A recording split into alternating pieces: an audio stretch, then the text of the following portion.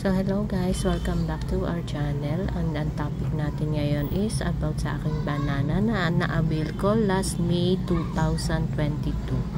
Ayan, ito po yung aking garden sa harapan ng bahay. Ayan, andyan pa po siya nung bago lang po siya nabili. Diyan, kalipat-lipat po ng pots. Yan po. Ayan po yung itsura niya. And then, ayan na po, nung nilipat ko na siya dito. Ayan. Ito po yung mga aking mga succulents. Dito na po sila sa aking balkonahe. Yan po, nung bago lang pong lipat, wala pa pong shade net. Yan pa lang po siya, rain or shine.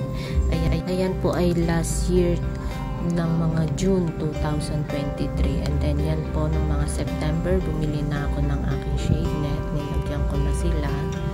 Ayan. Ganyan na po ang itsura. And then, etong this year po, ng January, yan, itong kuha na to, na bumibigat na po yung money plant niya, yan, nagko-curve na yung stem niya, yan, yung last na dilig ko noong February, bago po siya pinupinupin ko.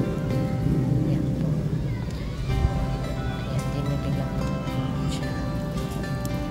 Nung kinabukasan, nakita ko na nag-bend na po yung stem niya, kaya nag-decide ako na pupunta na yung ating banana. Ayan po. Ayan po, nung pagka-dry na ng soil niya, kinatro na po yung stem, and then nilagay ko lang po yung pinaka-mother plant. Tinusok ko lang din po sa kanyang soil mix sa pots. Ayan po. Ayan po yung morning sun sa amin sa umaga. Mga it's 7 o'clock in the morning po. Ganyan po yung sikat ng araw diyan po sa aming balkonahe. Facing is southern east side ng aming balkonahe yung araw, ang aming morning sun. Yan po sila. Nakita ko lang po sa inyo konting tour sa aming succulent garden, mini garden po. Yan sila. Okay, mga horcha babies po.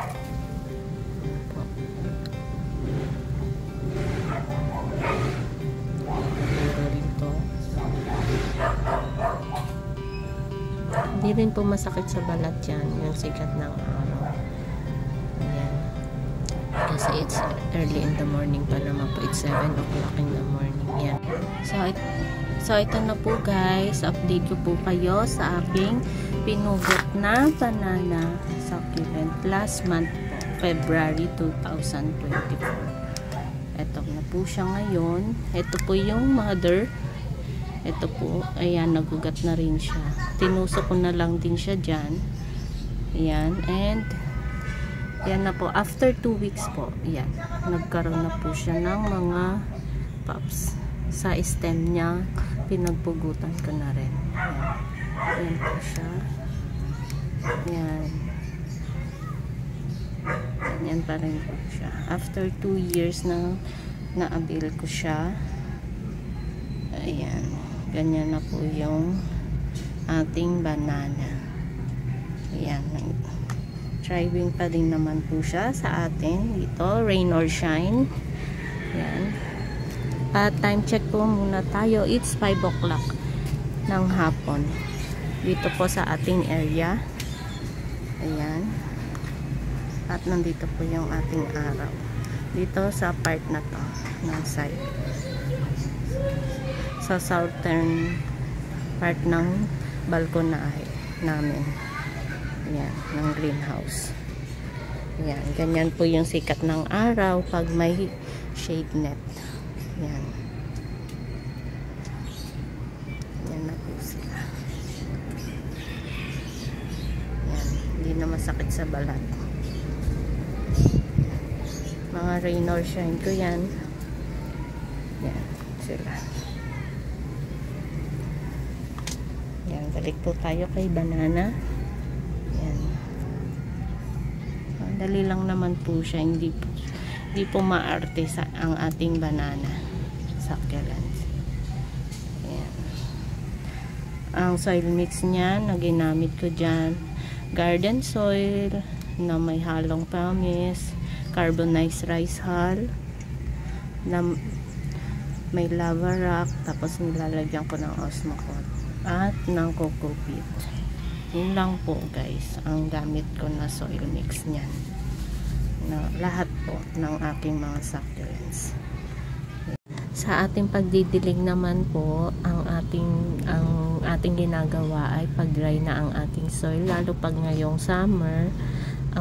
Ang pagdidilig ko po ay kung magaan na po yung mga pots nila at dry na yung mga soil mix nila, tsaka ako nagdidilig. Kahit na 3 days, yan, nagdidilig na po ako. Pero pag mga moist pa po yung mga lupa, yan, hindi ko pa po dinidiligan. Hinahayaan ko lang sila.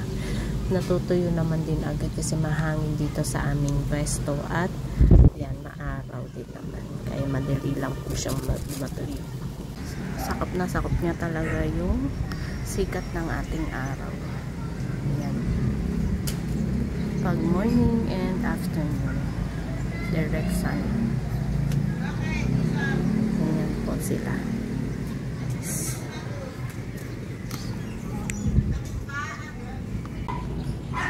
Ayan guys. At ang araw ay nandito. Dito na nakaharap sa part na yan. Yan. Kaya meron pa rin siyang konting liwanag dito. Hindi pa rin siya sobrang madilim.